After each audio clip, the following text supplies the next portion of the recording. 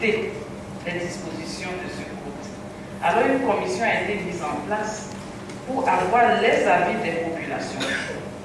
La commission était composée d'éminents juristes et des personnes ressources.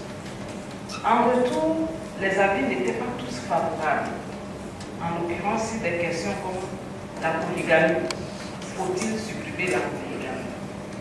C'était difficile à l'époque et le gouvernement avait mis cela en sérieux. En 2006, le gouvernement a ressorti le projet. Étant donné que nous avons ratifié des conventions et nous avons des obligations vis-à-vis de ces endroits, nous avons des obligations et nous devons extirper toutes les dispositions discriminatoires qu'il y a dans ce code-là concernant la femme et l'enfant. Et vu qu'il y a des réticences, il fallait avancer pas à pas. Le plus urgent était de faire en sorte que tous les traitements dégradants envers la femme puissent être abolis. Et c'est ce qui a été fait. On a fait en sorte que la coutume, lorsqu'elle devrait être appliquée, puisse être conforme aux droits humains. Concernant la question de l'honorable Abalo, le questeur, si la polygamie est permise, pourquoi pas la polyandrie?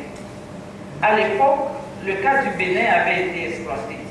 Parce que pour arriver à abolir la polygamie, les députés béninois ont estimé que la Constitution établissant déjà une égalité juridique entre l'homme et la femme, si l'homme peut avoir plusieurs femmes, c'est que la femme devrait avoir plusieurs maris. Il était donc question de choisir entre ce que notre culture à nous ne pourra jamais accepter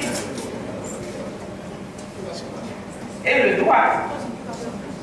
Et c'est pour cela qu'on a laissé cette question de polygamie en second choix.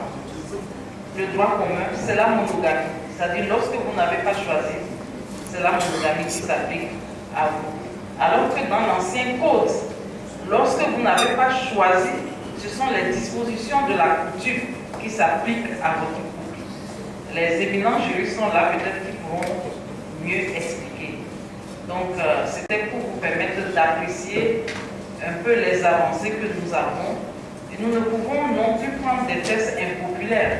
Dans certains pays, des gens sont sortis pour marcher parce qu'on a supprimé la polygamie, par exemple.